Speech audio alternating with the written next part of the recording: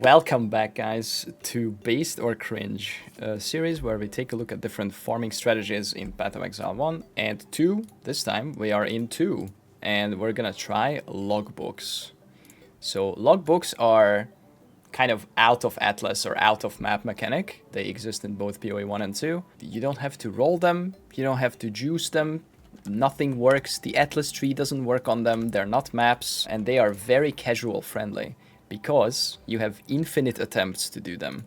Once you open a logbook, you walk to Denig, you just put in the logbook, you pick one of the two islands, and once you're in the map, you can't die. Or, well, I shouldn't say you can't die. You can't fail, unless you build some mobs that you literally can't kill because of some damage immunity. If you die, you will res inside the logbook over and over and over and over again until you leave or you give up or something. So you have infinite attempts at every logbook, so it's very casual friendly. And I want to find out how much currency you can make running these logbooks. So I bought these logbooks, I bought 25, and I'm gonna track the loot, as always, write down, how much we make. I'll track my gold as well. You don't need to roll these, so these are just white logbooks, you just put them in and go. So I bought eye level 80 ones, or area level 80, just to be consistent. You can go lower. I searched for chests. So I did a little preliminary testing. I did a couple of them. And there's a couple of mods that you might want to search for. Placement range is okay, so you can go further. Number of explosives or explosive radius is pretty good. But I honestly just went for chests. So not all of them, but all but 3 of them out of my 25 have extra additional chests. And I'm going to be going for currency chests and runic chests, which drop the runic splinters. They redesigned logbooks in a way that you used to be able to have boss spawns in there, and then you had to go to the boss, blow it up, and then kill it, and then that's where you get your boss stuff. But they moved that over to splinters. So now you're gonna get runic splinters from logbooks. Once you have 50 of these, or 100 of them, or 150 of them, you put them in your realm gates. That's how you fight the logbook boss, or the expedition boss. You have to talk to Denig to put them in, not the map device. And then you pick one of the 2 islands. So I'm gonna pick ones that have extra chests. If it doesn't have extra chests, I'm gonna pick stuff with like more explosive radius and just go. Once I'm in the logbook, I probably don't want to spend a lot of time in here. I just kind of want to go. These are really cheap. They are currently 7x-ish without any chest roll on it, and about 10x each with a chest roll on it. I don't want to spend a lot of time figuring out the perfect path, like, oh, I should go this way, and I pick this up. Oh, no, delete it, go back, go the other way. I'm just kind of gonna look at the map. Where is there a lot of currency chests? There's one there. There's some runic chest in the middle. There's a currency chest here. So just by looking at it, I'll go down here, grab this chest, down here, grab this chest, and then path up all the way here to this chest. And after that, whatever, just go next. So you could try to theory craft and get the perfect, way to go where you cover as many things as possible. But I just want to go fast. I'll talk about side areas later. We just go. This chest, gain extra lightning. Sure, that's fine. And then we just path all the way up. Currency chest. More chests, and we're done basically. After this, the last 6, I don't even know what to do with it. Just YOLO. If there's some more big chests here. Yeah, we're done. GG. Blow it up. Okay, so update about the underground side areas. I will not go out of my way to do them, but if they are in the way where I'm pathing, I will pick them up and go down. Sometimes you can have a runic chest or a currency chest down there, but it's mostly armor chests and it's mostly weapon chests. So it's not great. I have not had like a really juicy underground side area yet during testing. Maybe that will change over this session. So we'll see. That's how I feel about the underground areas. There is also overground side areas, and those are worth, especially in the jungle ones. It looks like that little blue X on the map there. If that's on the side, you have to blow up like a little gate that protects like a chest, and that can drop nice currency. So those are worth getting for sure. Okay, and another quick word about how these remnants work. So these remnants are buffs that not only affect the explosion that happens, but every further explosion down the chain. So if you're taking a remnant here, like 100% increased quantity of artifacts or 80% increased quantity of artifacts, every subsequent explosion and stuff that you kill will be affected by these remnants. This will also make them harder. I generally don't focus on these. I just go for the chests, and if there's a remnant on the way that buffs chests, I will take them, but generally I'm just doing the beeline to all the good chests strategy. Divine, yes. Okay, that's our first divine. I think we're like 7, 8, 9 logbooks in. Okay. That pays for... Oh!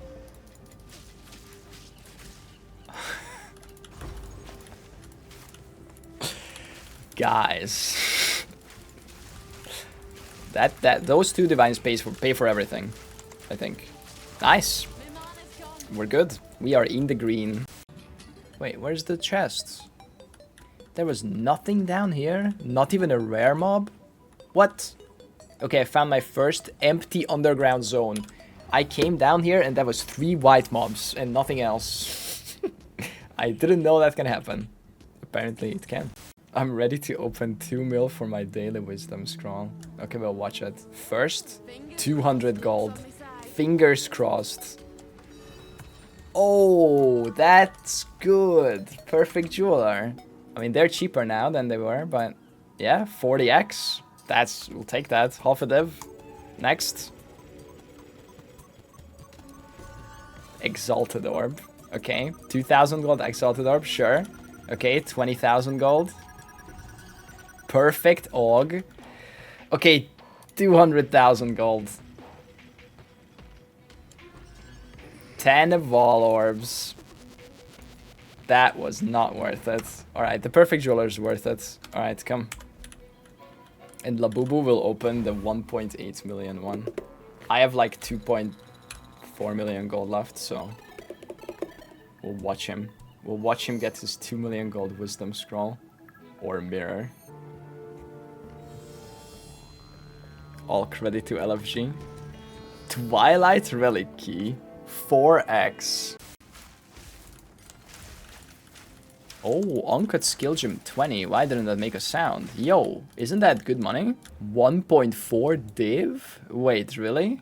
Yeah, 143x. That's a huge drop. Nice. Why didn't that make a sound? Okay, that was actually a lot of stuff down here this time. Oh, okay. Sure. 2 runic chests here. And 1 here. Okay, this side area was good. Nice. 105 splinters. I think that's the most I've had on one.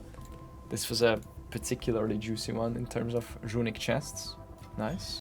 Oh no, did I get this? Oh. Oh, I did not. Come back here. Okay. If you notice that you made a mistake, this is good. I'll place a couple of them here. You should probably hotkey this. I think default is V, but I rebounded to F, the placement explosives, so it's like nicer. You can press Shift F to redo your things. So if you like missed like a big double chest in your chain, like I just did, then you can Shift F to go backwards. And then we grab these, and then we go down. Okay, watch this, guys. Juicy Researcher Strongbox. Guaranteed mirror drop.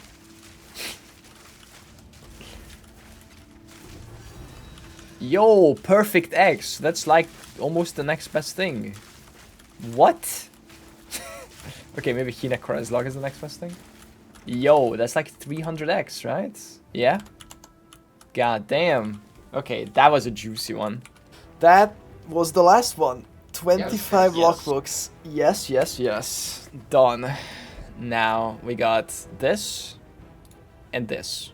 And that's it. That's all we need to price. So I'm gonna sort this out and I'll be back for pricing soon. Alright, so I sorted out the things. And we got some maps, we got some tablets, we got a level 20 gem, 2 heavy belts, 1,549 runic splinters and 140 exotic coinage and some currency. Now, I'm gonna liquidate these real quick with NG. I'm not gonna include that in the video because it's boring and no one wants to see that anyway, but if you want to see the whole process, you can always check the VOD on Twitch or YouTube. On Twitch, the VOD's up for 2 months. YouTube, they should be up forever. So, you know, refer to that if you care. I'll be back when that's done. Guys, the runic splinter ratio is kind of crazy. When I started doing this, they were 2.5 to 1x. Now they're 1.6, 1.7 to 1x. Again, depending on when you watch this video, economy changes over time, blah, blah, blah, divine exalt ratio changes, everything changes. But god damn, that's a lot of exalts for just the splinters. Chaos orbs, perfect jeweler, 38, boom. And that is all the liquidation. That was like 2 minutes. I love insta-trade. Holy shit. We are done. Now let's do some math. Let's open up our good friend, the Windows calculator, and calculate how much we made. Except one final thing is the tablet crafting. Can't miss the tablet crafting. Of course, grab a few and just see if we got any quants. Quantity of items. We got 1 6 quant and 1 3 quant. The 6 quant is like 10x or whatever. Yeah. So it's another 12x, but we won't add it until it sells. And that's it. So how much did we invest into this? I'm gonna be honest, I slow bought these logbooks for 5 to 10x. They are more now. At the time of when I started running these, they were 10x each for the chest ones and 7x each for the regular, just any 80 logbook. They are more now. So if we go to trade and we type logbook and we go item level 80, then we can see that they are 13, 15, 18 div, 18, 19, 20 div. So the price of runic splinters went up, and so did the price of logbooks, which is the biggest source of runic splinters, of course. So right now it looks like you have to pay 20 for these, and if you want chests on them, additional chest markers, it's still 20, but probably 25. Probably the 20s go fast. So we'll do what I paid, because that's what I got. But, you know, keep in mind, if you slow buy these, maybe you can snipe them for 10. If you long buy these, or if you want to instantly buy a bunch, then they're going to be 20 each. So I paid 25, 10 each, 250x. That's my initial input cost. Nothing else. No tablets, no juicing, no rolling the maps, nothing else required. So that's where we start. And then we made this much. 1,557x plus 2 divines. Current divine price is 119. They're going up at the moment, or they have been going up yesterday and today. So 2 of these is 1,500x, and we got 2 heavy belts. They're like 15x each. And a whole bunch of maps. I'm not gonna value maps. I don't know if you can sell maps. They're probably 1x each. We got like 50 maps. You know, you can add 50x or not. Whatever. That's what we made. And it was really fast. And we have a little extra, some chaos, some Vol orbs. I haven't actually added these. There's probably another like 20x in here or something. But yeah, 1,600 exalts, pure profit. Over 25 logbooks was 63 exalt profit per logbook. Current divine price 119. That's 13.4 divine pure profit over 25 logbooks. It's half a divine profit per logbook. Now, if you pay 20C for input cost instead of 10C, right? I paid 10, I calculated with 10. So let's take out another 250. If you pay double, then you make 1,300. If you pay 30C for them, then you make 1,000 exalt profit, right? So you can always vary these calculations. This is what we made. It took about 4 to 5 minutes to run each. But I have decent movement speed with my raw mount, and you can just set up the explosions while sitting on your raw. So if you want to run fast, if you're not don't want to like keep stopping and sprinting all the time, you could just weapon swap to a bow and turn on a raw mount, weapon swap, and then run around faster to set it up faster if you're not a character that generally uses a raw mount. But it took me like 4 to 5 minutes to run them. Let's say 5 minutes each. So 25 logbooks times 5 minutes took 125 minutes. So a little over 2 hours to run.